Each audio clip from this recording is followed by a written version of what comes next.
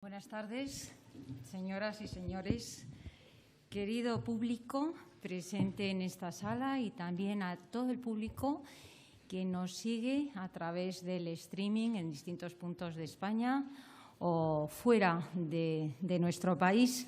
Bienvenidos a este nuevo encuentro de Españolas por Descubrir, dedicado a Doña Mariana, la madre del mestizaje. Por ello, quiero dar las gracias muy especialmente al ponente que nos acompaña hoy, al historiador Lucas Montojo. Querido Lucas, muchísimas gracias. Muchísimas gracias por estar, muchas gracias por formar parte de este programa, por convertirte en colaborador del Círculo de Orellana y, sobre todo, realmente estamos con mucha ilusión de escucharte para que nos cuentes vida y obra de Doña Mariana, porque realmente has causado gran expectación. Es decir, es que en menos de 48 horas se agotaron todas las entradas. Así que realmente estamos con muchas ganas de escucharte y por eso voy a ser muy breve.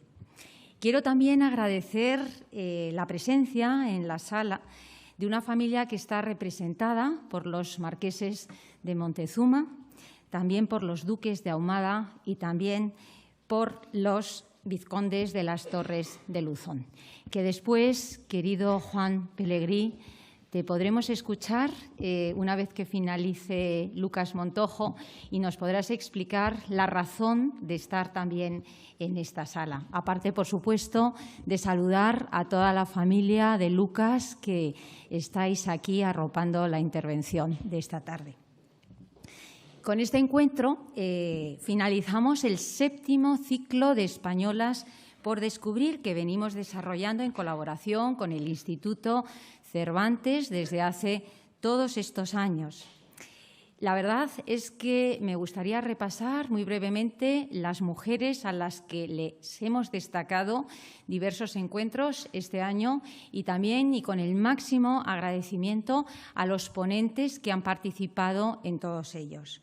Empezando por la primera diplomática española, Margarita Salaverría, que la hizo el marqués de Tamarón, la pensadora y escritora Concepción Jimeno de Flaquer, que la hizo María José Rubio, que se encuentra hoy con todos nosotros, miembro también del Círculo de Orellana, Catalina Erauso, la monja alférez, por María San Gil, la escritora Carmen Laforet, por el profesor José Teruel, doña María Manuela Kirkpatrick, condesa de Montijo, por la profesora de la Universidad de Nueva York, Soledad Fox Maura, la baronesa de Wilson, por la profesora del CSIC Pura Fernández, la poetisa Hualada, por el empresario Aldo Olcese, la fundadora de la Fundación Ortega y Gasset, Soledad Ortega Espotorno, por el director de la Revista de Occidente y exdirector de esta casa del Instituto Cervantes, Fernando Rodríguez Lafuente, y hoy doña Marina tiene su turno.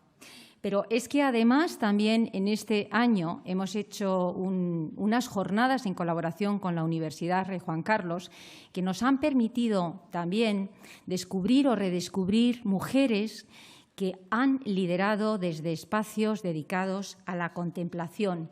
Y algunos de sus nombres son Sor Constanza de Castilla, Ana de San Bartolomé, Santa Teresa de Jesús, Sor Patrocinio, Rafaela de Ibarra, Dorotea de Chopitea, la Madre Maravillas o la Madre Félix Torres. Y para ello hemos contado con las intervenciones del director del Archivo Histórico Nacional, Juan Ramón Romero, de la divulgadora cultural Belén Yuste, del escritor e historiador Jesús Sánchez Adalid, del letrado del Consejo de Estado y exministro José María Michavila, de los catedráticos Javier Paredes y María Jesús Cava, también de la historiadora María José Rubio, del empresario Álvaro Marañón y Bertrán de Lis y del rector José Alberto Parejo. Y todo ello con los aforos completos, las salas llenas y ya más de 900.000 visualizaciones de todas estas conferencias que todos ustedes tienen en los canales YouTube, tanto del Cervantes como del nuestro, que las han visualizado. Además, también saben que desde el mes de junio de este año pusimos en marcha una nueva publicación, que es el segundo volumen de nuestra colección de Españolas por descubrir, que desde luego yo les recomiendo, porque aquí tienen 10 o 12 mujeres que han pasado por estos encuentros y tienen nuestro libro a su disposición también en nuestra página web. Y por todo ello, yo quiero tener unas palabras de agradecimiento hacia todos ustedes, hacia todo el público que nos sigue, porque creo que juntos estamos logrando nuestros objetivos, los objetivos del Círculo de Orellana, que es visibilizar el talento femenino desde la diversidad y desde la pluralidad de este programa, tratándolo de hacer a través de la excelencia de nuestros ponentes, una revisión de nuestra historia. Y lo hacemos convencidas de que con ello lograremos generar referentes femeninos en nuestra sociedad y en las próximas generaciones, mujeres fuertes, mujeres valientes, mujeres comprometidas con sus ideales y con sus pensamientos que tanto han aportado a nuestra sociedad y que tantas puertas nos han abierto a todas nosotras y que por eso no las vamos a olvidar. Y por último, y ya para ir terminando, quiero agradecer muy especialmente al Instituto Cervantes su colaboración en este programa y su confianza en nuestra organización, porque juntos y de la mano estamos haciendo un recorrido fascinante de recuperación histórica en femenino. Y además quiero darles la enhorabuena al Instituto Cervantes porque terminan de presentar el anuario 2023 y, francamente, las cifras, que por supuesto las tienen a su disposición, son fantásticas, ya que 600 millones de usuarios del español, la segunda lengua materna en el mundo. Creo que entre ello y todos los datos que aportan, la cultura en español es importante hoy en día.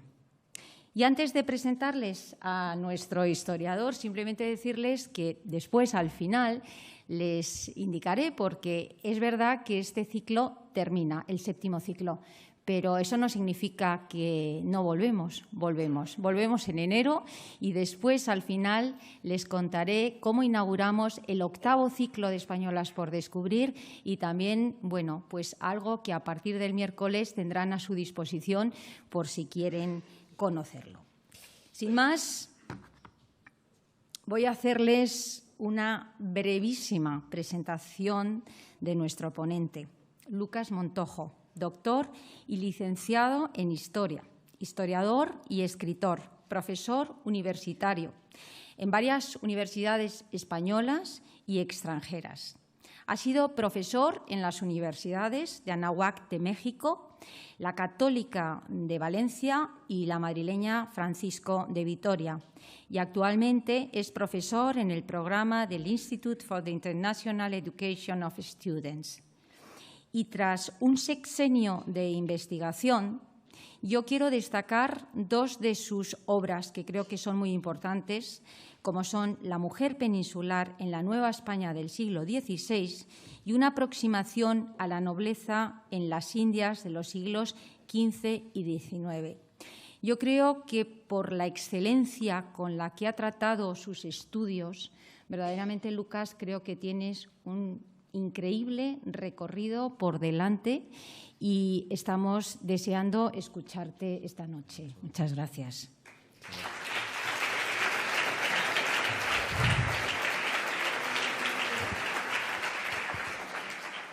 Muchas gracias, querida Leticia, por la presentación y por invitarme a impartir esta conferencia dedicada a doña Marina en este maravilloso foro que es el Instituto Cervantes y con una ponencia enmarcada dentro de la 7ª edición de Españolas por descubrir, de la que pues, me considero un fiel seguidor.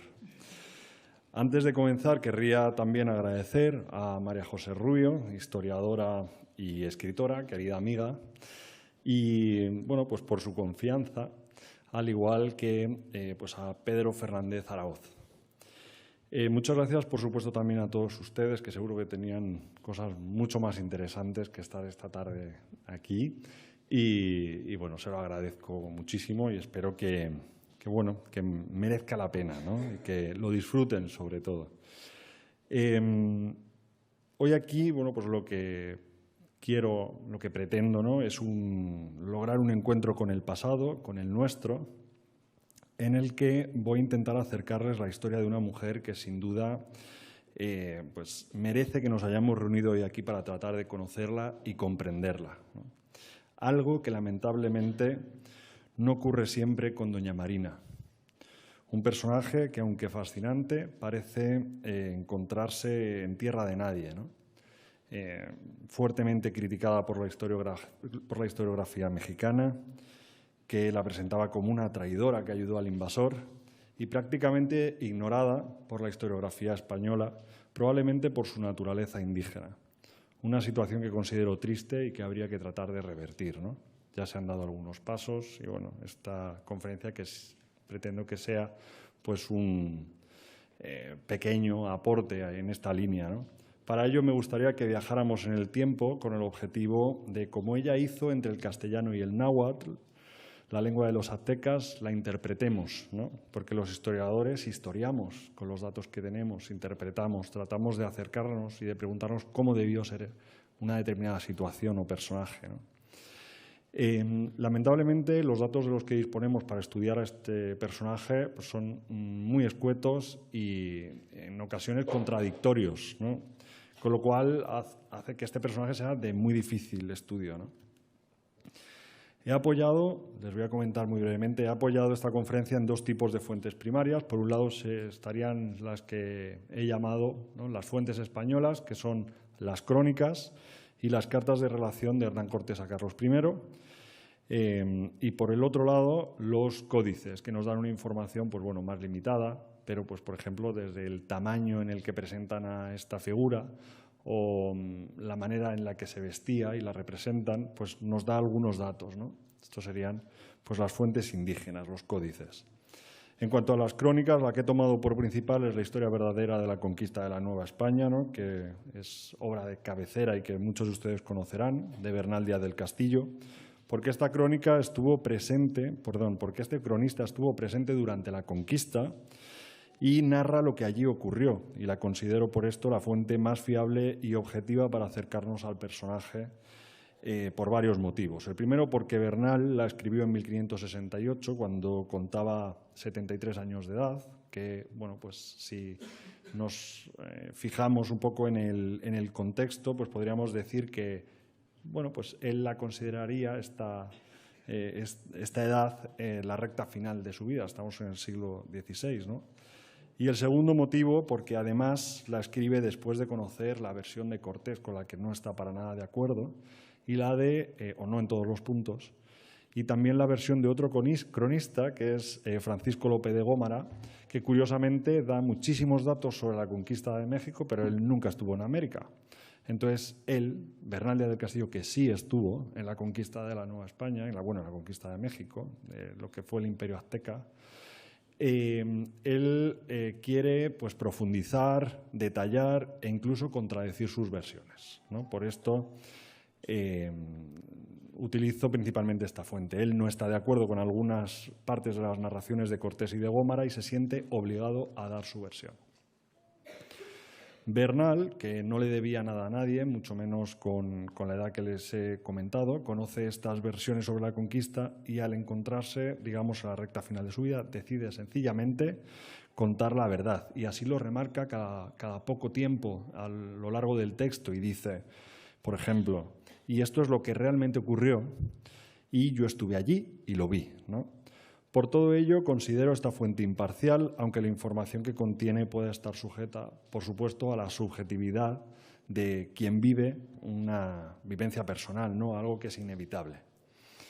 Dicho esto, que me parece muy importante por tratarse de doña Marina, y había que introducirlo, aunque no sea la parte más interesante de la conferencia, pero las fuentes son tan contradictorias que quería detallarles cuáles habían sido mis fuentes y por qué, ¿no?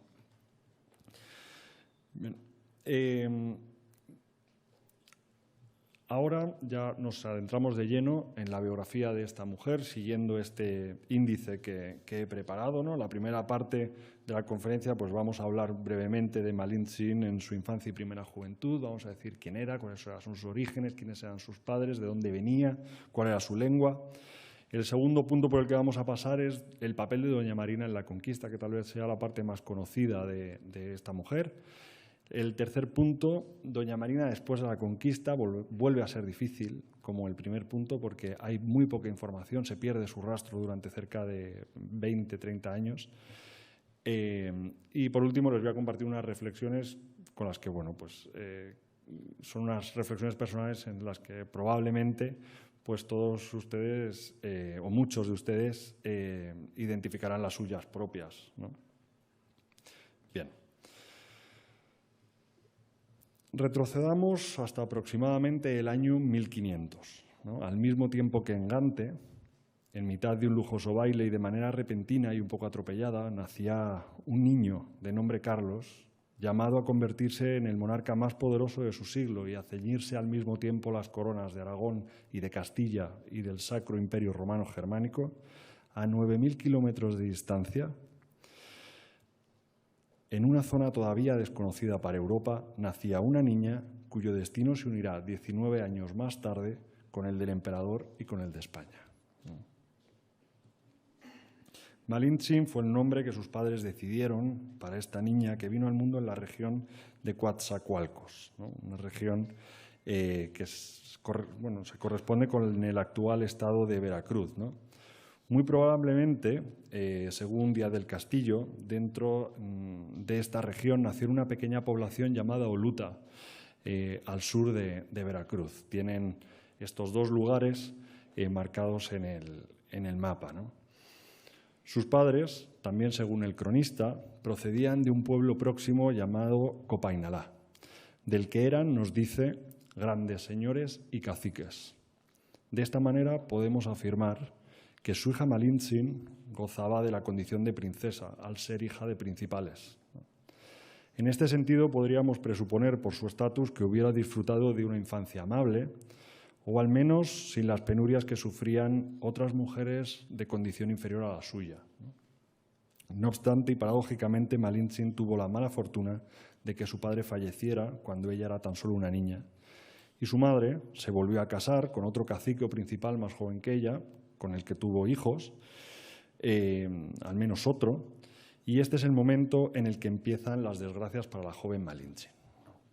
Su madre y su nuevo esposo acordaron aprovechar la muerte de la hija de una esclava suya, que tenía una edad parecida a la de Malintzin, para hacer pasar a la hija fallecida de la esclava por su propia hija, a Malintzin por la hija de esta esclava, y de esta manera evitar que en el pueblo en el que vivían llamara la atención la desaparición de la princesa y le hicieron pasar por muerta. Malintzin fue regalada o vendida, depende de las fuentes, desapareció de su pueblo, por su madre a unos indígenas del área Maya Chontal. El área Maya Chontal, si vemos el mapa, sería la zona maya que no está en el Yucatán, sino que está ya fuera de la península y es limítrofe con el área de control de los mexicas o aztecas, ¿no? Son la frontera que marca la diferencia entre una región y otra de lenguas diferentes sería un río, ¿no? Bueno, pues estos indígenas reciben a doña Marina, no se sabe si como regalo o pagan por ella, y estos a su vez la vendieron tiempo más tarde a otros indígenas de Tabasco, esto ya en la zona azteca, más hacia el occidente, ¿no? O un poquito más hacia el norte. Que fueron quienes posteriormente se la regalarían a Cortés, como les voy a explicar a continuación. La intención de su madre era hacer desaparecer a Malintzin para evitar que pudiera reclamar en el futuro sus derechos sobre el cacicazgo, ¿no? Y este fuera para su nuevo hijo varón. De esta manera la quitaban un poco del medio, desaparecía esta niña y no se volvería a tener noticias de ella en principio. Durante el tiempo que Malintzin perteneció como si fuera un objeto A los indígenas del área maya aprendió esta lengua, porque la suya de nacimiento era la lengua náhuatl, que es la lengua de los aztecas o mexicas, y bueno, pues al cambiar de manos, cambiar de zona, aprendió otra lengua, aprendió la lengua maya, ¿no? Considero importante mencionar en este punto, esto ya lógicamente es interpretación, pero es una interpretación basada en los datos y se lo quiero compartir, ¿no? El sentimiento de tristeza y de desarraigo que a Malintzin le tuvo que generar lo que le tocó vivir siendo muy joven.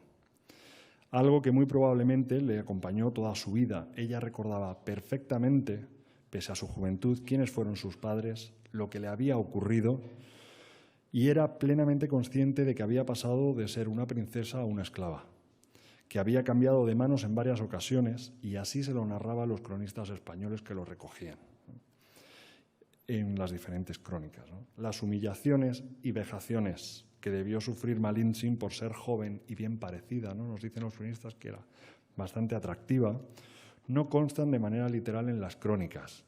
Prueba tal vez de su discreción, de su educación, al evitar pues, dar detalles en este sentido, pero si se conoce, aunque sea superficialmente, el contexto de los acontecimientos que estamos presentando, uno puede hacerse una idea de las barbaridades que debió sufrir esta mujer a manos de sus amos, ¿no? Creo que no hace falta que detallemos aquí por razones obvias.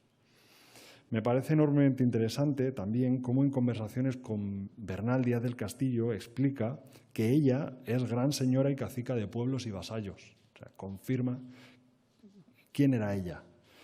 Pese a su más reciente condición de esclava, para ella su naturaleza de princesa no se había disuelto, no había desaparecido. Prueba irrefutable de que para Malintzin el sentido de la dignidad la da la sangre y no se supedita a circunstancias o avatares puntuales. Ella era princesa y lo sabía, no se le había olvidado pese a ser esclava. Una de las pruebas de que esto era así es que, según el cronista, dice, Marina mandaba absolutamente entre los indios de toda la Nueva España. Es decir, se le reconocía una dignidad superior a la de la población indígena común.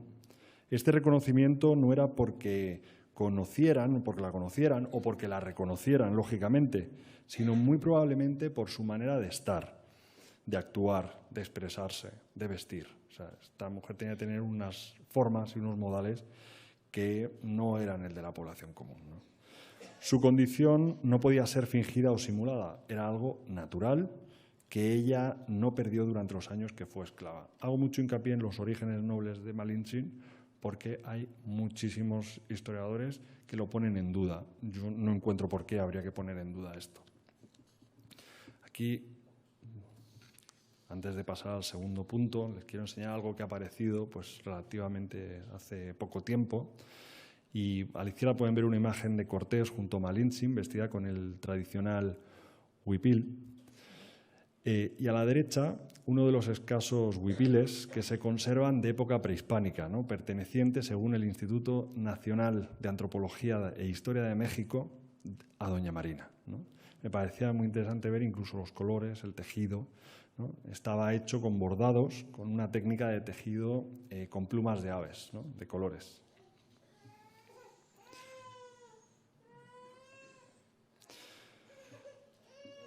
Aquí es en esta diapositiva con la que vamos a pasar al segundo punto, ¿no? La ruta de Cortés, ¿no? Una vez presentada, la batería se está agotando para el equipo técnico que seguro que nos ayudan. No, la batería se está agotando, no es la luz, es lo de la batería. Para que no se nos apague, por favor. Que habíamos quedado en que cuando hubiera que bajar la luz les iba a avisar, pero todavía no ha llegado ese momento, entonces ahora que nos ayudarán.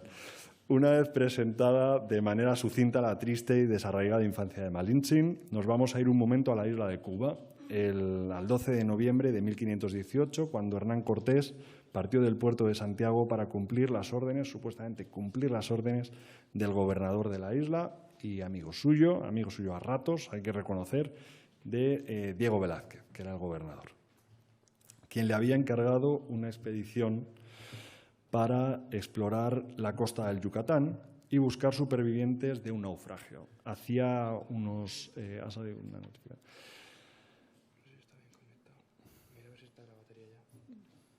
¿Cómo lo podemos ver? ¿Minimizo? Sí, ¿no? 10%. ¿Sí? Vale. Gracias. Muy bien. Les estaba diciendo que nos íbamos un momento el 18 de noviembre de 1518. ¿no? Hernán Cortés, que era un colono de la isla de Cuba, ¿no? Él había nacido en Medellín, se había trasladado a Cuba, había participado en la conquista de la isla, había recibido encomienda de indígenas, todo lo que consiguió a lo largo de su vida lo logró en Cuba, ¿no? Y él recibe una petición del gobernador de Cuba, Diego Velázquez, que era emprender una expedición que fuera a tierra firme, a la zona del Yucatán, a ver si había supervivientes de un naufragio que había ocurrido unos 7 años antes, ¿no? El naufragio de un capitán en las costas de Jamaica, este capitán era Valdivia, y había ocurrido en 1511, ¿no?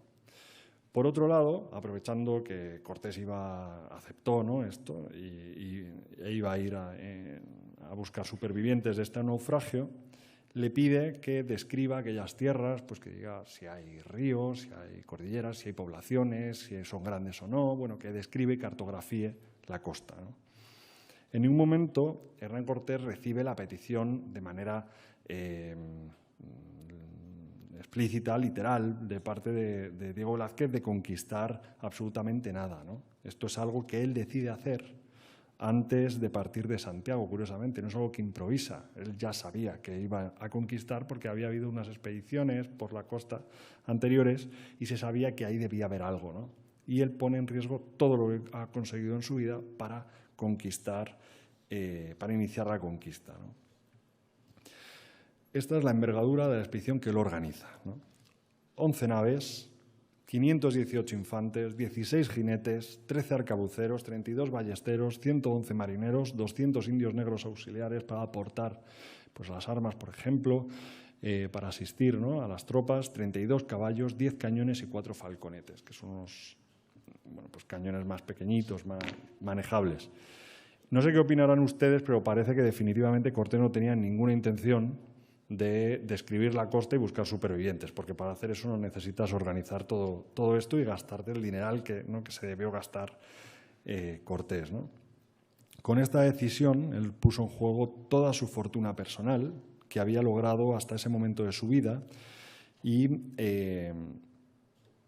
todo lo que él había conseguido pues, mediante sus negocios, que emprendió varios en la isla, ¿no? Cortés emprendió esta expedición y los primeros contactos de Cortés y sus hombres con los indígenas se dieron en la isla de Cozumel, frente a las costas del Yucatán.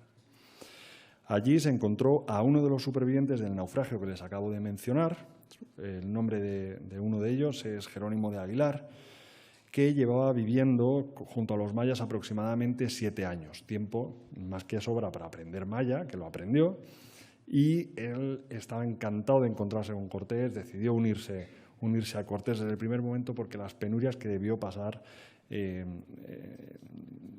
Jerónimo de Aguilar fueron enormes, ¿no? Él describe que lo que hicieron al principio los indígenas cuando cayó en sus manos era engordarle, porque se lo iban a comer.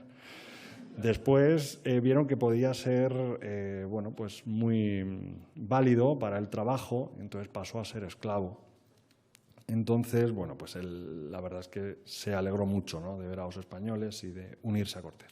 Había otro superviviente que es muy interesante, que les voy a mencionar de manera muy breve, se llama Gonzalo Guerrero o Gonzalo de Aroca, según otras fuentes. Este se había adaptado mejor a la cultura maya, llevaba los mismos 7 años viviendo allí, se había casado con la hija de un principal, con una princesa, había tenido 2 hijos, se había tatuado, se había horadado las orejas y la nariz, se había convertido en un maya, ¿no? Y él dice, bueno, pues fenomenal que vengas a buscar supervivientes, pero es que yo me quedo aquí, yo no tengo ningún interés en irme, ¿no? De hecho, soy maya. Algo muy interesante es que cuando un tiempo más tarde la península de Yucatán fue conquistada, Y este señor luchó del lado de los mayas, contra los que habían sido los suyos, contra los españoles, ¿no? Él se enamoró completamente de la cultura maya, ¿no? Bien, pues Jerónimo de Aguilar, el otro español superviviente, su adhesión a esta expedición pues fue algo muy positivo, ¿no? Porque le permitiría a Hernán Cortés poder comunicarse con los indígenas, ¿no? Al haber aprendido este señor la lengua maya, ¿no? Cortés continuó su expedición, ¿no? Digamos que circunnavegó la península del Yucatán, cruzó el río Grijalva y frente a este río que ven ustedes en la imagen, ordenó fondear sus naves en su desembocadura y cerca de allí se produjo un enfrentamiento con los indígenas conocido como la Batalla de Centla, que es famosísima. Bueno, la Batalla de Centla resultaron los españoles ganadores, ¿no? Y al día siguiente pues, se produjo, el 15 de mayo de 1519, pues, un encuentro entre unos emisarios del líder de esta zona, que se llamaba el cacique Tabascop, ¿no? Esta zona recibe el nombre de Tabasco por él. Y este señor, bueno, pues mandó unos emisarios para pagar la derrota a los españoles, ¿no? Entonces, lo que le dio fue un tesoro compuesto por joyas de oro, jade y turquesas, pieles de animales, plumas de aves preciosas y 20 mujeres jóvenes, ¿no? Adivinan quién fue, ¿no? Una de las mujeres jóvenes que fue regalada por Tabascop, por los emisarios de Tabascop, ¿no? Marina, doña Marina. Este es el momento en el que este grupo de princesas es regalado a Cortés. A partir de este momento me voy a referir a ella de esta manera, como doña Marina, porque fue el nombre con el que recibió el bautismo. Por cierto, que los cronistas incluyen casi siempre el reverencial doña delante de ella, por si había había dudas de que esta señora era noble, pues se le incluye doña, ¿no? Habrá quien piense que esto es algo secundario, que no es una cosa importante, que bueno, es algo baladí. La realidad es que no lo es. Solo nos tenemos que fijar en cómo Cristóbal Colón, cuando negocia las condiciones con los reyes católicos a finales del siglo XV, una de las cosas que pide es, además de ser virrey de las Indias, gobernador de las tierras descubiertas y por descubrir, y una parte de todo lo que se encuentre, se rescate, el tratamiento de don Cristóbal Colón. Esto lo incluye él, esto es una cosa importante y se le da sin que ella lo pida. Esta señora era alguien, ¿no? Para si hay alguien que tiene alguna duda. Los regalos, por supuesto, fueron bien recibidos y de las conversaciones con Tabascop surgió una de las principales alianzas de Cortés con los indígenas, imprescindibles estas alianzas para poder conquistar el imperio azteco-mexica por sus dimensiones, por el desconocimiento de los españoles de que su funcionamiento era complejísimo y ellos pues, le ayudaron en todo, ¿no? Por supuesto, la conquista del imperio mexica hubiera sido realmente mucho más complicada y más larga sin la participación indígena, su información, conocimiento del terreno, su fuerza, ¿no? Bien, Cortés continuó su expedición por tierra, dirección a la capital de los aztecas, en el centro del Valle de México, acompañado y guiado por sus aliados y por otros nuevos indígenas aliados. Y durante esta ruta hubo un encuentro donde reaparece doña Marina en esta historia. Fue el 24 de abril de 1519 cuando los españoles recibieron la visita de unos emisarios de Moctezuma II, el emperador del imperio azteca, ¿no? El imperio mexica. Moctezuma había recibido informaciones sobre la llegada de los españoles a la costa. A él le iban describiendo, incluso dibujando cómo eran estos españoles, cómo eran estas embarcaciones. Y después a sus tierras, ¿no? A él le informaban de que unos seres que no tenían muy claro de qué o quién se trataba, ¿no? Y existe la teoría de que el emperador pudo incluso dudar si se podía haber producido la llegada del dios Quetzalcóatl, ¿no? La serpiente emplumada, un dios que se pensaba que llegaría por el oriente y en embarcaciones, como hicieron los españoles, ¿no? Quería saber también si los jinetes y los caballos, animales que, por cierto, nunca había visto, eran un solo animal, una especie de centauros o no, ¿no? Él estaba impresionado con esto. Quería descripciones detalladas de su aspecto, les llamaba la atención los yelmos, las corazas, ¿no? También que al ser los indígenas barbivampiños que los españoles tuvieran barba, bueno, pues una serie de cosas también que controlaban los truenos y los rayos, ¿no? Por la artillería. Al tratar de comunicarse estos emisarios de Moctezuma con Cortés, con los españoles, ¿no? Jerónimo de Aguilar vio que no podía traducirles porque no les entendía, porque es que no hablaban maya, lo que hablaban era náhuatl, ¿no? Y ese es el momento en el que doña Marina reaparece, que había pasado, ¿no?, un poco inadvertida, y da un paso al frente y se pone a traducirles. Y a partir de ese momento se convierte en una pieza clave para la conquista de México, en la mejor aliada que pudo tener Hernán Cortés, ¿no? Les traduce del náhuatl, porque era su lengua materna. Aprendió maya después, pero era su lengua.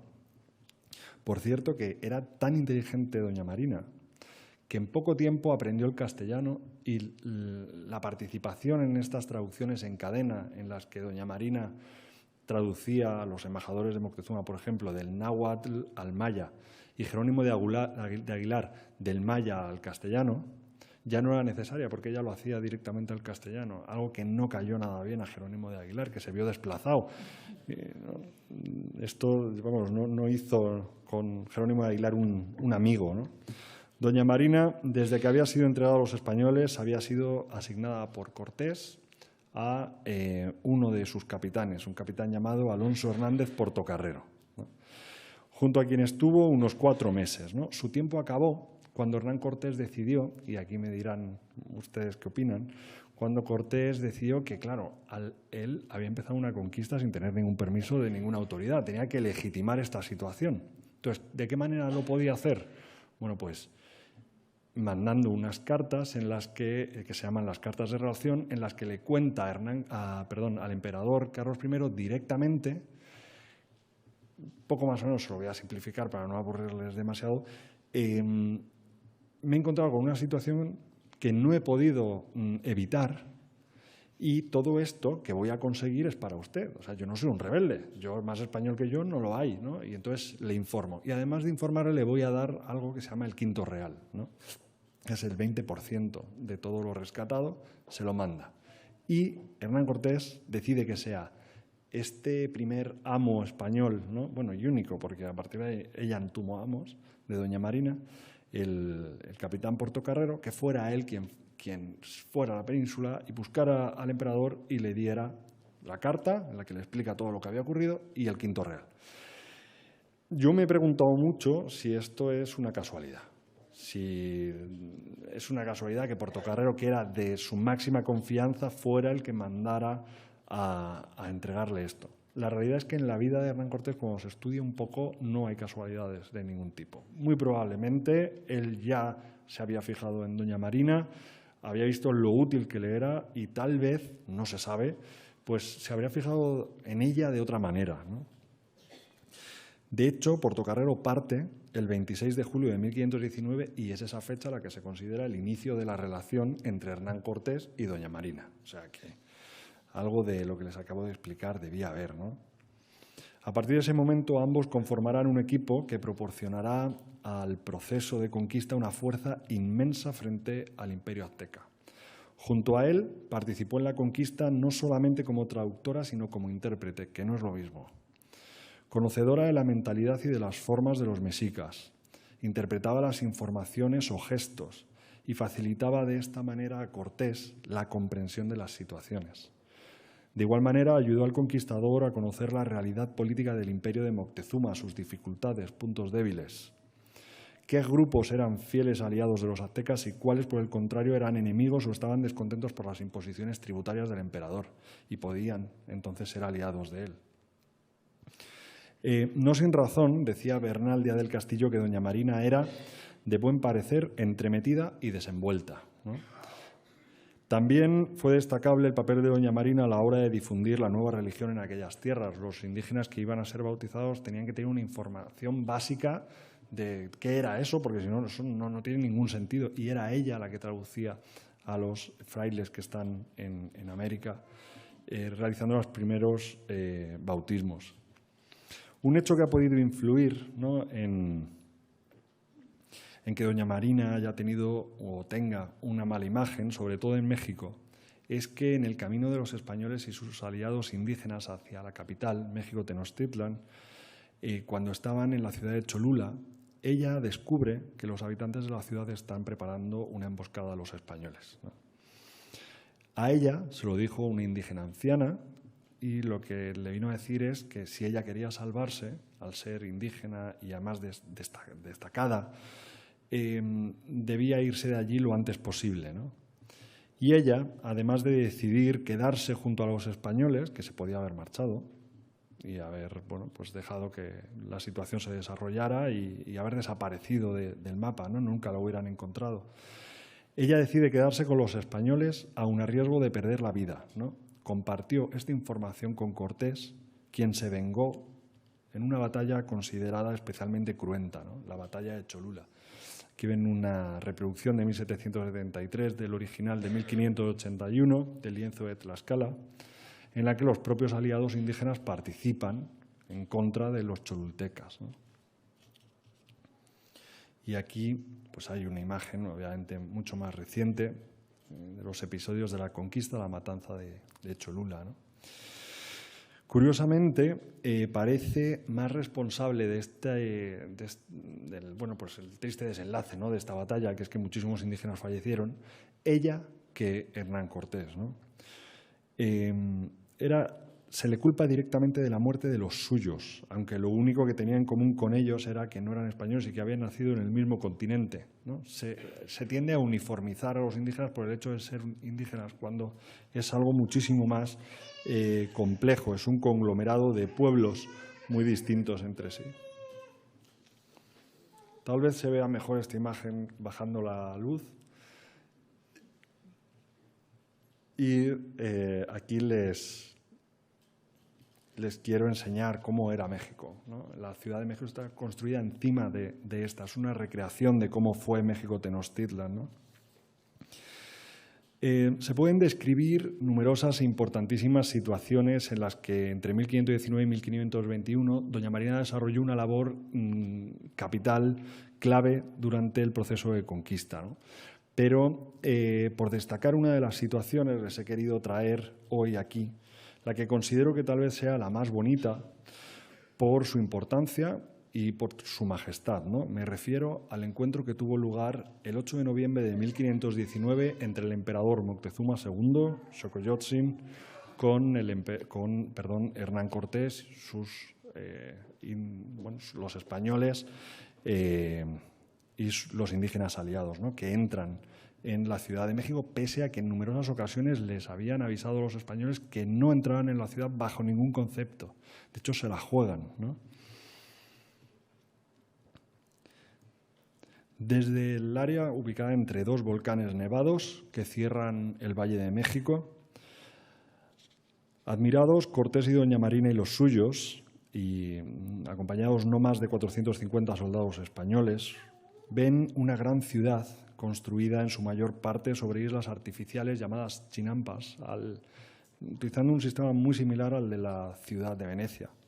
Dispuestas estas islas artificiales alrededor de un islote central, ¿no? Admiraron edificios inmensos que eran templos reconocibles por su forma de pirámide, palacios, edificios principales de función desconocida y casas de hasta 2 y 3 alturas, ¿no?, salpicaban el centro del lago. Por los canales que fungían como calles se trasladaban constantemente sus habitantes en canoas y frente a ellos, por la calzada ancha y recta que les comunicaba con el centro de aquella imponente urbe, se veía cómo a su encuentro se dirigía una comitiva compuesta mayoritariamente por principales de aquel lugar. Los reconocieron por su vestimenta. Los españoles, impresionados, y sus aliados continuaron el paso hacia su encuentro y cuando se encontraban más cerca vieron que algunos de estos nobles barrían el suelo e iban colocando alfombras a su paso. Tras ellos traían a al señor de aquellas tierras sobre andas, el gran Moctezuma, y cuando estuvo próximo a Cortés, ambos se apearon, el uno de sus andas, llevando sandalias de oro y piedras preciosas, y pisando las alfombras que le colocaban a su paso, y el otro de su caballo. Cuando estaban frente a frente, se intercambiaron palabras de cortesía y Cortés le entregó un collar de piezas de vidrio de colores y después trató de abrazarle. Los nobles se lo impidieron, al emperador no se le podía tocar, no se le podía mirar a los ojos, era considerado un semidios, ¿no? Ese momento puede que tal vez fuera el más imponente de los presenciados por doña Marina, ¿no? Aquí, pese a los numerosos avisos y amenazas recibidas de no entrar en México, un grupo de españoles se atrevió a hacerlo y doña Marina desempeñó una gran labor de interpretación y diplomacia para que la situación no se le volviera en contra. Pues de haber salido mal, el grupo completo muy probablemente habría sido masacrado, pues estaban en minoría, rodeados y sin capacidad de reacción. No estaban preparados, estaban entrando, no estaban con los cañones dispuestos. Además, si doña Marina no hubiese sido realmente cacica, vuelvo a hacer hincapié en este punto, o princesa, jamás se hubiera atrevido a dirigirse directamente al emperador como lo hizo, por muy desenvuelta que Bernal Díaz del Castillo nos dijera que era.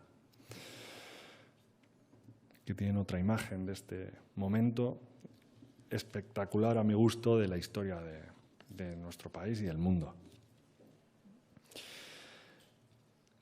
Y ya llegamos al último punto, al punto de doña Marina después de la conquista, muy difícil de conocer, muchas lagunas, muy desconocida esta doña Marina. Les tengo que contar, ¿no? Después de haber entrado Hernán Cortés con los españoles, con los aliados indígenas en la capital del Imperio Azteca, a él le avisaron de que venía detrás de él los hombres por orden de Diego Velázquez, el gobernador de Cuba, que no se le había olvidado que este señor estaba organizando una conquista sin que nadie se lo hubiera pedido y, bajo su punto de vista, era un rebelde, ¿no? Entonces había que apresarle. El gobernador Diego Velázquez mandará a Pánfilo de Narváez para esta misión y Hernán Cortés tiene que encontrarse con estos hombres para tratar de revertir la situación, porque está a punto de perder todo. Ha entrado en la capital, tiene la situación más o menos controlada, pero todo se puede ir al traste por los propios españoles, ¿no? Entonces, lo que hará Hernán Cortés es dejar a su capitán Alvarado al mando, ¿no? Dice, bueno, encárgate de esta situación, que no ocurra nada, yo voy a encontrarme con los hombres que vienen a apresarme, voy a tratar de revertir la situación y volvemos, incluso con aliados, como hará, ¿no? Bueno, pues esto es lo que hace Hernán Cortés y cuando regresa otra vez a la Ciudad de México, bueno, a México Tenochtitlan, se encuentra con que le insultan por las calles según va entrando, encuentra una situación muy, muy tensa y muy peligrosa, ¿no? Cuando llega con doña Marina y le pide explicaciones a Alvarado y le dice, ¿qué ha ocurrido? Que nos están insultando y que la situación es gravísima y tal. Dice, bueno, pues te lo voy a explicar. Nos han rodeado, han tocado tambores, sonidos de guerra, amenazantes, y no hemos tenido más remedio que abrir fuego contra la población. Y le pregunta Hernán Cortés a doña Marina que qué es lo que realmente ha ocurrido. Y dice, no es que les fueran a asaltar, no eran ruidos amenazantes, era una celebración religiosa. Alvarado organiza algo que está a punto de cargarse la situación, ¿no?, de la conquista, que en este punto podía haber sido relativamente sencilla, ¿no? Es el momento de la noche triste. Los españoles tienen que salir de puntillas, tratando de pasar desapercibidos, con sus caballos, con los cañones, con todo lo que pueden, para salvar la vida, porque la situación es insostenible. Una anciana da la voz de alarma tocando una caracola y son atacados por la retaguardia por miles de indígenas, ¿no? Esta es la noche triste en la que, ¿no?, se dice que Hernán Cortés llora, ¿no?, y dice que noche más triste y tal. ¿Cómo termina esto? Y ahora vuelvo a la Malincha, doña Marina. La conquista acaba porque él lo que hace es rodear la ciudad, se rearma, se reorganiza, construye unos bergantines, unos barcos pequeñitos que meten en el lago de Texcoco, sitia la ciudad, evita que haya suministro de alimento, corta el suministro de agua potable y espera. Y la ciudad se termina rindiendo, hacen preso al que se había proclamado emperador porque Moctezuma II ha fallecido y esta es la manera. Una vez concluida la conquista en agosto de 1521, doña Marina y Cortés ya llevaban unidos en lo político y en lo íntimo exactamente 2 años, ¿no? Mientras se llevaba a cabo la reconstrucción de México, ellos, bueno, en realidad la mayoría de los españoles se establecieron en un pueblo que estaba a las afueras de la ciudad, que se llama Coyoacán, y allí pues los españoles se instalan hasta que la ciudad es reconstruida, ¿no? Al estilo europeo. Bueno, pues las pirámides son pues, cambiadas por iglesias, por edificios, bueno, más al estilo de la nueva cultura, ¿no? Bueno, pues allí doña Marina y Cortés se instalan en la casa que construyó el conquistador, una hacienda, donde probablemente nacería ese mismo año el hijo de ambos, Martín, ¿no? Tienen un hijo mestizo, un niño mestizo. Generalmente el título de la conferencia, doña Marina, la madre del mestizaje. El mestizaje, como les he explicado, con Gonzalo Guerrero ya había ocurrido antes en el Yucatán, ¿no? Pero se le conoce de esta manera si nos referimos a México. Bueno, pues la elección de este nombre, que tampoco es una tontería, que este niño mestizo se llame Martín, es, bueno, a mi modo de ver, denota complacencia, incluso ilusión por parte de Hernán de formar una familia con doña Marina, porque es el nombre del padre de Hernán. De esta manera no lo puede reconocer más, que le da el nombre de su abuelo, ¿no? Del abuelo del niño. No nos podemos olvidar que Hernán Cortés ya estaba casado en Cuba y que su mujer va a venir muy poquito tiempo más tarde, ¿no? Y se va a encontrar a la Malinche y, bueno, ahora les cuento.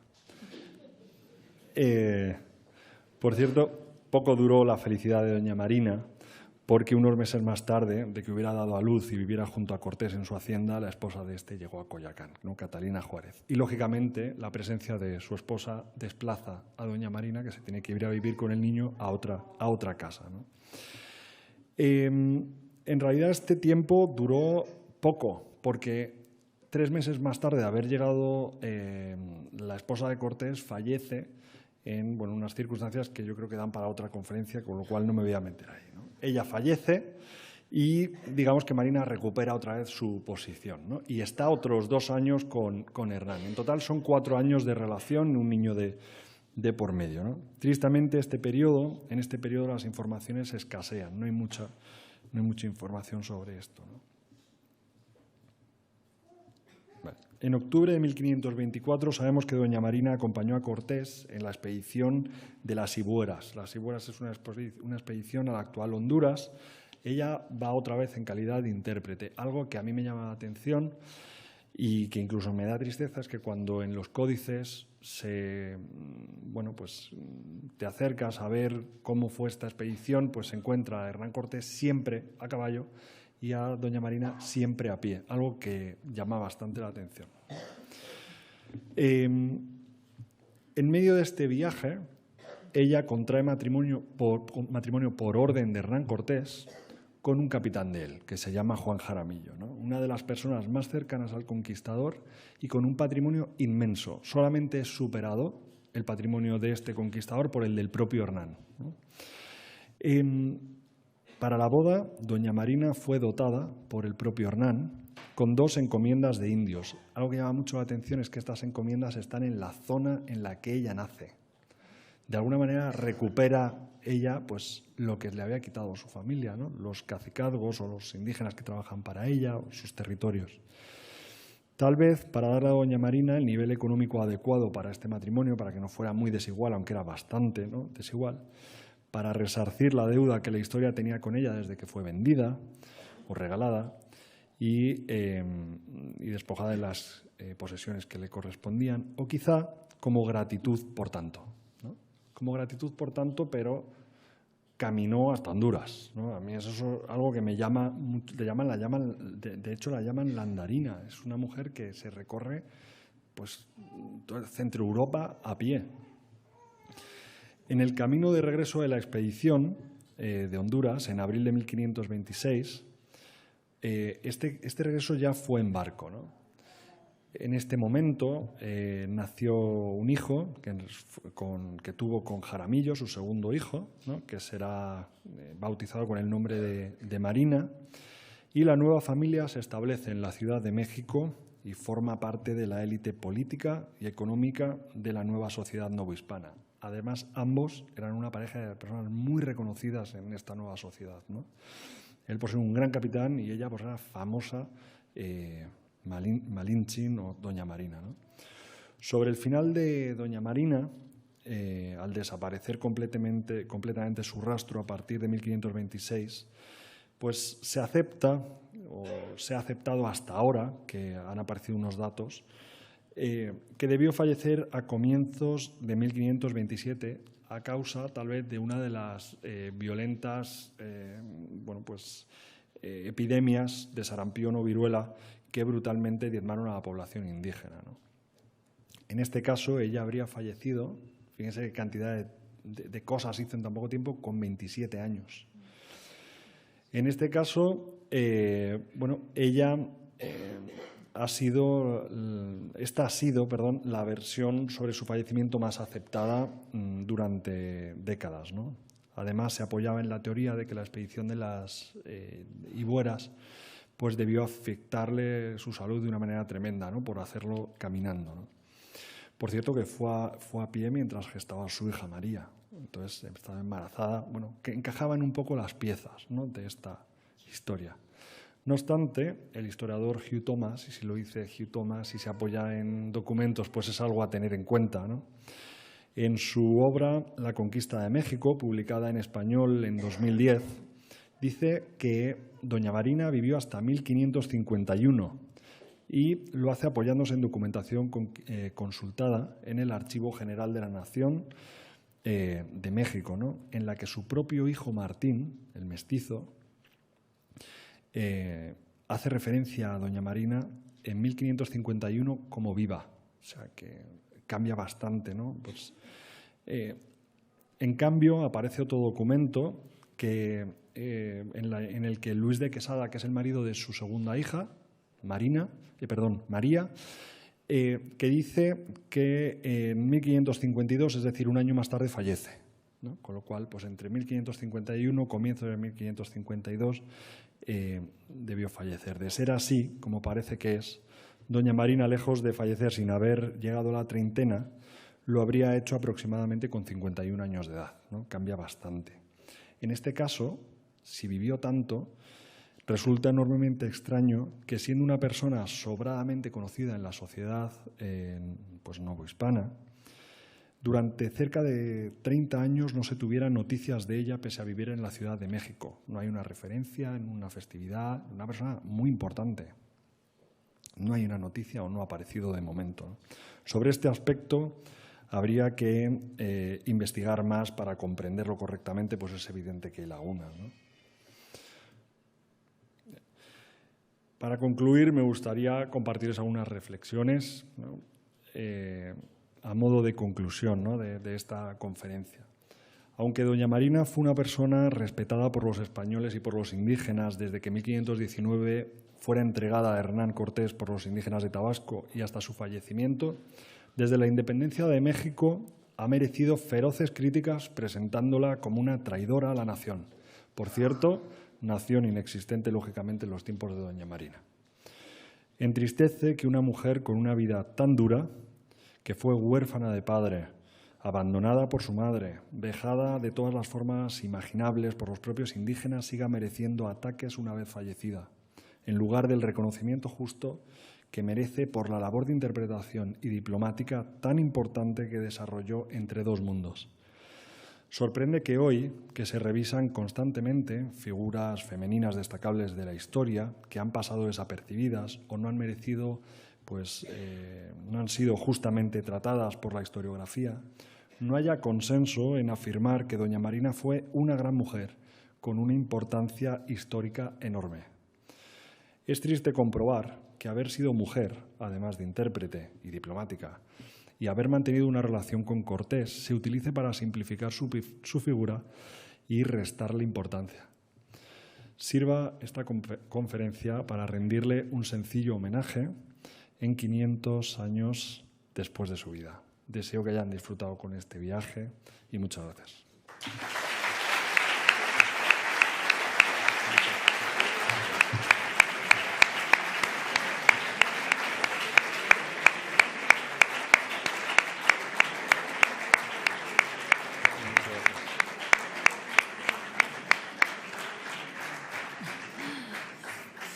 Pues muchísimas gracias por esta gran exposición que nos has hecho, Lucas, y sobre todo porque creo que, bueno, es un reconocimiento, como tú decías que faltaba ese reconocimiento, pues por lo menos desde esta sede y a través tuyo estamos contribuyendo a ese reconocimiento de una mujer que hizo, como tú bien nos has recordado, una labor de interpretación, de diplomacia muy importante en momentos claves para, pues para la historia. Así que muchísimas gracias, excelente exposición y la verdad yo creo que a partir de ahora seguramente generará más curiosidad, ¿no? Por lo menos para muchos de los que estamos aquí. A mí me gustaría darle también ahora la palabra, querido Juan, si tienes, por favor, para que nos expliques un poco también. Sí, por favor, te van a dar un micrófono, no sé si quieres desde ahí o subir, como tú quieras.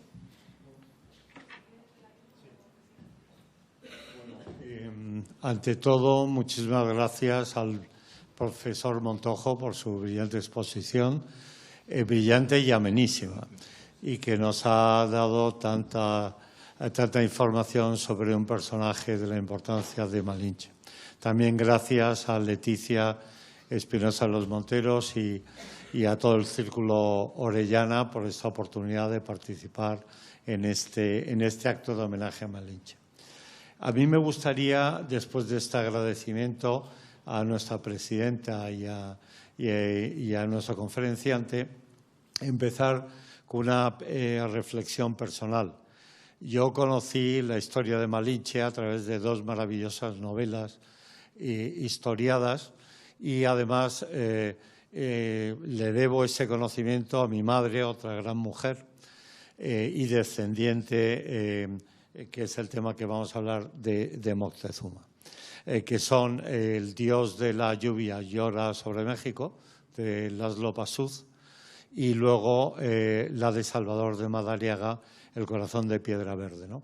En esas dos maravillosas novelas descubrí no solamente la importancia de Hernán Cortés, que por la cultura y formación que teníamos en el bachillerato éramos conocedores de la inmensa figura de este conquistador, pero del papel de Malinche a través de estas dos novelas.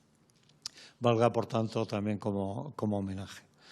Bueno, el motivo de estar hoy aquí, un pequeño grupo de descendientes del emperador Moctezuma, por supuesto no todos porque tuvo una inmensa descendencia, es por una conexión con el fundador de la Guardia Civil, el duque de Ahumada.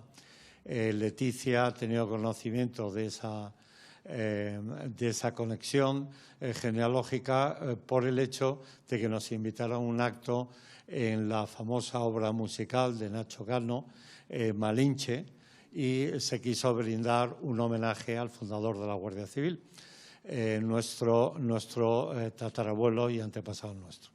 Por eso en este acto me han dejado a mí que hable, porque soy abogado y ya saben ustedes que tenemos verdadera verborrea, pero están aquí pues mi primo y jefe de nuestra casa, el duque de Ahumada, Javier Chico de Guzmán y Girón, con su mujer, Elvira Marrique de Lara. Está también mi sobrino, hijo de mi querido primo Gonzalo, Eduardo Chávarri, actual marqués de Moctezuma, y su madre, Pilar Cabezudo, marquesa viuda de Moctezuma. Están también mis hermanos, pero el hecho de estar aquí poco tenemos que ver con Malinche, por no decir nada, sí tenemos que ver con el emperador Moctezuma. Entonces, bueno, como ha relatado el profesor Montojo, en la famosa Noche Triste, cuando llega de unirse con las tropas de Pánfilo de Narváez, que se pasan íntegramente a Hernán Cortés, que debía ser no solamente una persona ambiciosa, calculadora y fría, sino audaz y muy valiente. Cuando se une y ve el desastre que le ha organizado Alvarado, pues le pide al emperador Moctezuma que salga al balcón a aplacar a las masas, y este semidios que iban barriendo las calles, poniendo las alfombras y tal, pues ya le pierden totalmente el respeto y le apedrean y le mata el propio pueblo a Moctezuma. Y antes de morir, entonces se dice en la obra musical, Moctezuma le pide, debía estar agonizante, le pide a Hernán Cortés que proteja a sus hijos cuando él muera, y así hace. Entonces es también un acto de mestizaje, esa unión, esa integración. Hemos visto a través de la conferencia cómo esa alianza que teje con otros pueblos mesoamericanos permite la conquista, una conquista en principio incruenta, ya cruenta después de la Noche Triste, y ese segundo mestizaje como un emperador azteca le pide a un conquistador español que proteja de sus hijos, y eso hace.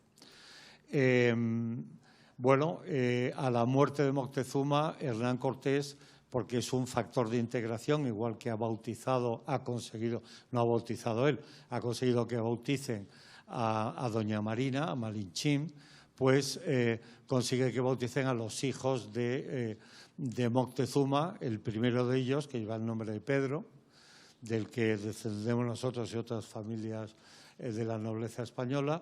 Pues este Pedro tiene a su vez un hijo que se llama Diego Luis, y Felipe II, el heredero de Carlos I, lo que tiene miedo de que pueda haber una especie de independencia de México, una separación, y pide que lleven a Diego Luis a España y se establece en España.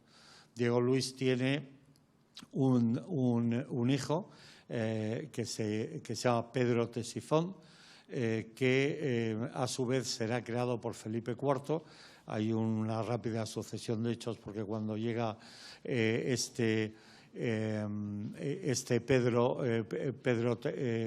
Diego Luis y su hijo Pedro Ctesifón llegan a España, ya reina Felipe III, que le ha mandado Felipe II que lo repatrie, y Felipe IV crea a Pedro Ctesifón primer conde de Moctezuma y Tultengo, que son los actuales duques de Moctezuma.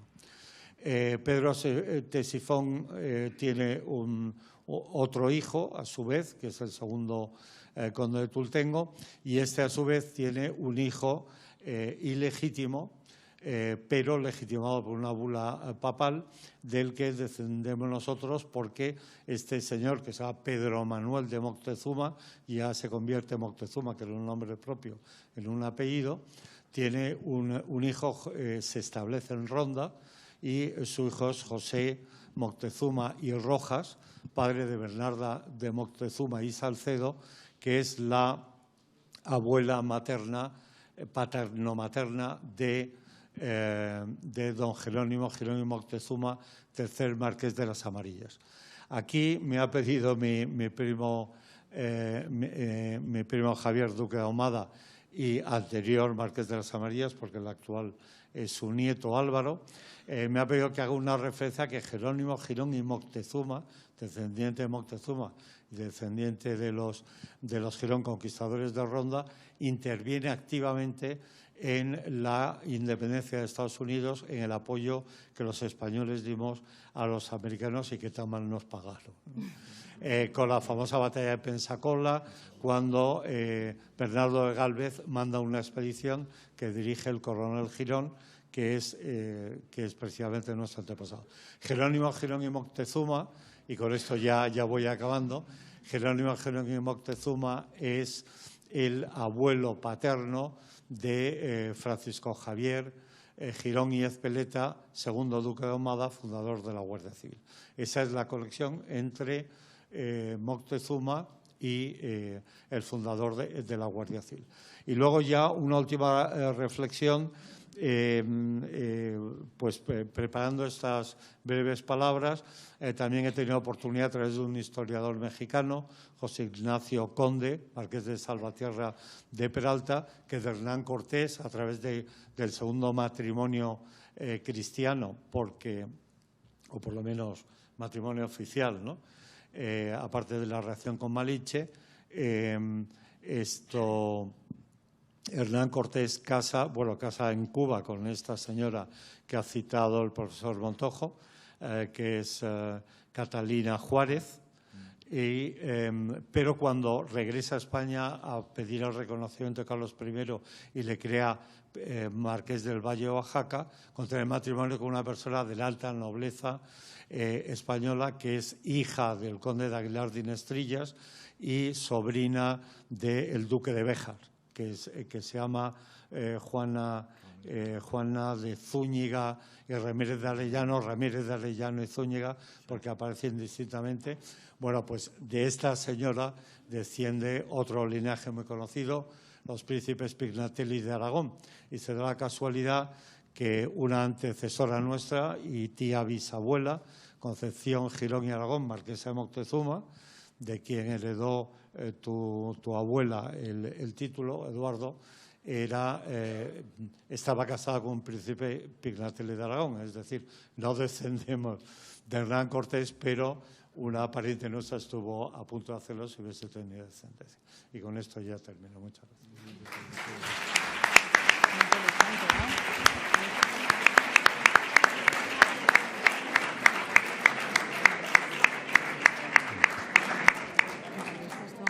Sí. Pues muchas gracias. Muy interesante su aportación y la verdad es que es impresionante cómo España reconoce a la descendencia del emperador Moctezuma en un momento o en otro y cómo les da su lugar. Pasa también, ¿no?, con la familia imperial inca, sí, que España creo que es algo único, ¿no?, que se le dé el reconocimiento que merece la descendencia de un emperador, aunque sea indígena, ¿no? También me ha parecido muy interesante la referencia que ha hecho a la relación entre el emperador con Cortés. Era una relación fantástica. De hecho, que los mexicanos, los que no saben esta parte de la historia, se sorprenden y dicen, ¿pero cómo va a ser buena? Pues era fantástica. Jugaban una especie además de dominó y tenían una relación buenísima. De hecho, les pide que cuide a sus hijos y le da una hija suya para ser familia de Hernán Cortés. Con la descendencia de doña Marina pasa algo parecido, pero claro, al nivel, ella no era emperatriz o no era cacica de una tierra pues pequeña, pero sí que sus hijos solicitan el rango que les corresponde y se les reconoce. Entonces, me parece algo, bueno, pues digno de mencionar y algo que creo que es bastante único en el mundo. Sí. Muchísimas gracias, Juan. Un segundo, por favor. Muchísimas gracias también por la intervención, verdaderamente fascinante también, esas conexiones. Y casi podríamos decir que entonces los descendientes de Montezuma están en España y los descendientes de Hernán Cortés en México. Podríamos decirlo, ¿no? Eso sí que es... Claro, efectivamente. ¿Cómo vamos de tiempo? Creo que tenemos. Nos ha quedado más.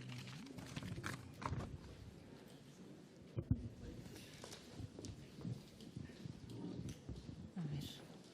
Felicito al Círculo Orellana por su perfecta organización, especialmente a la paciente doña Jimena Dato, por supuesto a la presidenta Leticia, y al conferenciante, que me ha sorprendido gratamente, porque no lo ve usted por los ciclos iberoamericanos del Real Casino Madrid o del Ateneo. Pero, en fin, usted es muy joven, la aventura un gran porvenir. Entonces, lo que yo quería decir es que tuve la suerte de que me invitaran en la Casa de México a estos actos que se hicieron anunciando lo que antes ha citado, la doña Malinche de Nacho Cano, que creo que es un gran triunfo. Por supuesto, hay licencias poéticas y literarias, pero yo creo que tiene una herencia importante de una gran mujer que espero, Leticia, que la invites aquí, que es Elisa Queijeiro, que no ha hecho este libro pequeño porque tiene muchas citas. Entonces ella dice que son las dos preguntas que le voy a formular al conferenciante. Dice que México es una patria con madre, doña Malinche. Por lo tanto, es una patria con padre, Hernán Cortés. Y mi segunda pregunta viene por dónde ha aparecido, que no es la leyenda negra, es algo más reciente. El problema contra España en México unos parientes míos que tienen mucho dinero en México decían, sí, nosotros somos los malos, pero a todos los exiliados vivís porque os damos trabajo, ¿no? Pero el problema viene de 1862, de la invasión francesa. Y ahí hay una frase que dice el inventor de esa expresión, que cuánto me encanta, señor Montojo, que usted no la haya dicho una sola vez, esa expresión racista, insultante, peyorativa, francesa, que es Latinoamérica. Le felicito por ello. Y entonces Michel Chevalier dice, la mezcla de españoles con indígenas ha hecho una raza inferior. Nosotros los franceses haremos una raza superior, la latinoeuropea, pero matando a todos los indios, que eran los que no habían hecho caso a él cuando había predicado el sansimismonismo. Entonces, por lo tanto, de ahí viene ese odio que maravillosamente Elisa Caijeiro, gran mexicana, descendiente de españoles, en todos sus escritos y trabajos rebate con verdadera fuerza. Y entonces demuestra que todo este peyorativo contra que además López Obrador, que es hijo de españoles cántabros, que es de risa, pues a veces nos ataca. Y termino diciendo, hay en este momento una gran embajadora, que yo tuve el honor de conocer en la Casa de México, que no es además su marido del partido gobernante. Y ellos han hecho con muchos españoles, y por supuesto el señor Montojo hay que incluirle, o yo mismo también, una nueva visión de cuando España y México se encuentran. Y entonces, hoy en día es el primer país de Hispanoamérica. Va a superar en población y en economía al otro gran país de Iberoamérica, el único que habla portugués, que es Brasil. Y entonces, todo esto se debe a este movimiento que ya no acepta la leyenda negra mucha gente en México. Y estoy seguro que Malinche va a ser un éxito arrollador de años y años en México cuando termine su exposición aquí. O sea que hay que rendir los honores y te repito, querida Leticia, que a Elisa Caijeiro la invites a dar una gran conferencia. Es mujer y sabe también muchísimo, como Montojo, sobre Malinche. Muchas gracias, profesor Riesgo. Lucas, pues. Pues un placer, profesor. Usted no me conoce a mí, pero yo usted sí. No sé si es por la edad o porque usted ha hecho muchas cosas y porque es profesor de la Universidad Rey Juan Carlos y tiene una dilatada trayectoria y es un placer encontrarme con usted aquí. De hecho, cuando ha levantado la mano, como yo sí le conozco, me da un poco de miedo la pregunta. Pero he visto que ha sido usted pues buen compañero y no me ha hecho preguntas muy complicadas, ¿no? Conozco el trabajo de Elisa Caijeiro, me parece que es muy bueno. Y si no he entendido mal, ¿no?, de dónde viene este problema entre México y España. Es una pregunta que todos nos hacemos y yo creo que, vamos, no es que lo detecte yo, sino que otros historiadores antes que yo y mucho mejores lo han dicho. Esto viene de la independencia, ¿no? Bueno, pues había que, digamos, señalar una identidad diferente, algo que no fuera la continuación de lo que ya había, y de esta manera se intenta romper con lo español, aunque los propios son fijándose en lo indígena, aunque quienes lo hacen son los propios descendientes de españoles, hijos de españoles, padre y madre, no son mestizos, ¿no? Son criollos. Y creo que esto pues lo hemos arrastrado bastante, ¿no? Luego, algo que creo que, siendo desde luego que el papel de España en América completamente diferente al papel de otros países en sus otros territorios en el mundo, creo que tal vez hemos ido un poco tarde y no nos hemos adelantado a lo que se podía contar. Hemos devuelto los golpes según nos los daban. Esta es una impresión, puede ser que no esté en lo cierto, pero es una impresión que tengo. Por ejemplo, los ingleses, ellos cuentan su historia los primeros y la historia es esa. Y nosotros, al no estar de acuerdo con algunos puntos, pues los vamos contestando. Bueno, no sé si esto es así del todo, pero es la interpretación que hago. Y en relación con la relación entre España y México, me parece que, bueno, también con la anterior embajadora fueron fantásticas. De hecho, la Casa de México se abrió durante el tiempo que estuvo Roberta Hus aquí. Y es que me parece que no puede ser otra, porque la relación entre México y España es la relación de los dos países más hermanos que existen en el globo. O sea, es que no los hay más hermanos que México y España, ¿no? Entonces, qué bien que esto sea así y que continúe. Le digo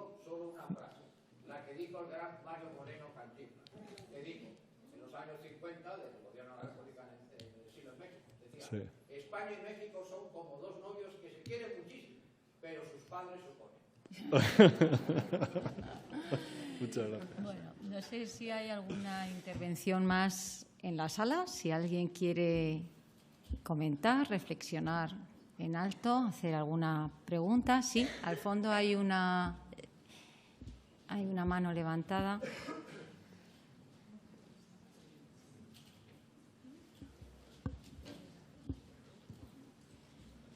Bueno, felicidades, profesor Montojo, por su brillantísima exposición. Mi pregunta es muy simple, pero a la vez, bueno, me genera mucha inquietud. Ha comentado usted en la conferencia algún aspecto concreto sobre la relación de doña Marina y Hernán Cortés, pero me gustaría saber algo más, si conoce algún dato más o tiene alguna referencia sobre cómo era su relación, si era una relación sincera, cariñosa, o si había algún interés especial en esa unión. Pues Gracias. muchas gracias por su pregunta.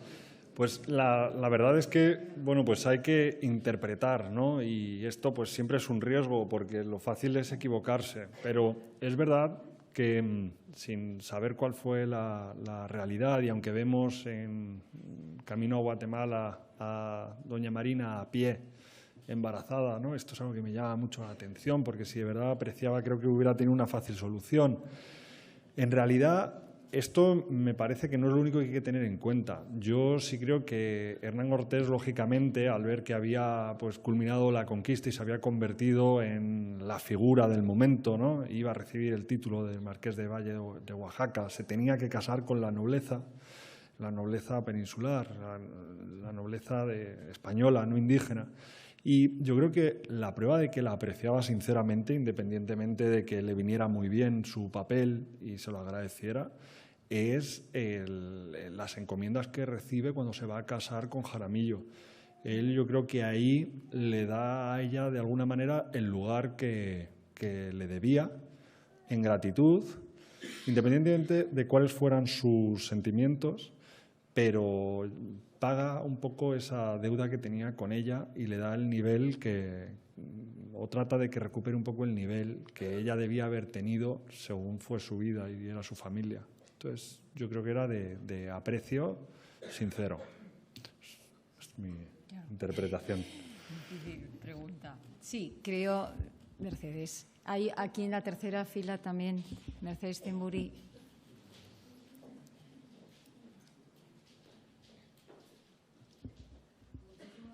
Me ha encantado la conferencia, me ha parecido amenísima, pero te quería preguntar una cosa y hacer un comentario en relación con lo que dices de... Me parece que cuenta, te lo quería preguntar, no sé si en la expedición de las Sigüeras, que es una expedición que es la antítesis de la de México, porque es una expedición por un terreno, una espesura terrible, unos indígenas que desaparecen, es un fracaso absoluto. En esa expedición cuenta Bernal que Marina se encuentra con su familia y que les perdona. No sé qué verosimilitud le das a eso. Y luego otra pregunta que te quería hacer por lo que tú dices de a caballo. Me da la sensación que en la expedición de las Sigüeras, por lo que cuenta Bernal, no se pudo montar a caballo, porque parece ser que había ríos, que había matorrales, o sea, quiero decir, la vegetación era densísima. O sea, que no sé si es muy probable que fueran a caballo. Eso es lo que te quería preguntar. Bueno, muchas gracias. Gracias a ti. Respecto a la segunda pregunta, es posible que fuera así, pero a mí me ha llamado mucho la atención que en los códices en las que aparece el a caballo, a lo mejor es una licencia, digamos, estética, de presentar al capitán subido al caballo y doña Marina de pie. Si es así, pues estaría equivocado, lógicamente, pero aparece de esa manera y me llama la atención. No he mencionado lo del encuentro con la familia porque es uno de los puntos más discutidos por mis colegas.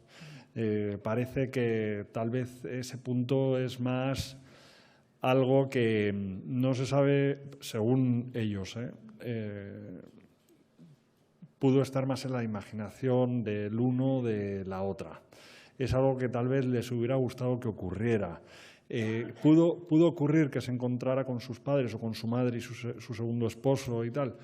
y les perdonara, porque lo que dice es que les perdona por haberla vendido, haberla regalado, que es gordísimo. No lo sé. Desde luego que la situación de haber ocurrido hubiera sido preciosa, ¿no? Que dice, oye, y además, gracias a que hiciste esto, ¿no, madre? He conocido al padre de mi hijo, a Hernán, tengo un esposo y te perdono por lo que hiciste, ¿no? Es muy bonito y qué bien que lo haya preguntado, porque así lo mencionamos, aunque no se le da toda la credibilidad a ese momento.